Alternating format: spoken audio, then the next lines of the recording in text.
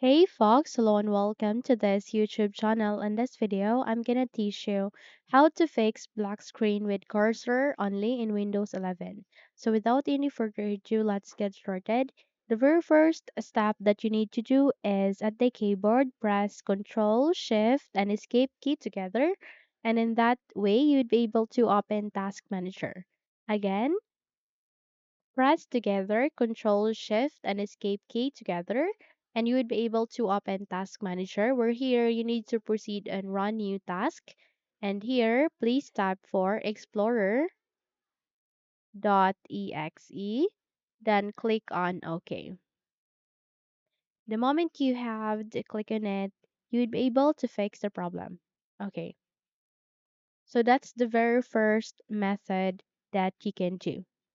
The second method that you can do is you need to press Ctrl Alt and Delete keys together. Again, press Ctrl Alt and Delete keys together and click on the power button there. Okay, and click on Restart. Again, Ctrl Alt and Delete keys together, then go with Restart. The moment you have click on it, press Shift key, press and hold Shift key, and you would be able to see a blue screen there. You just have to click on go with troubleshoot, go with advanced options, go with uninstall updates, and uninstall the latest updates that you have done in your Windows. Okay? In that manner, you would be able to fix the problem.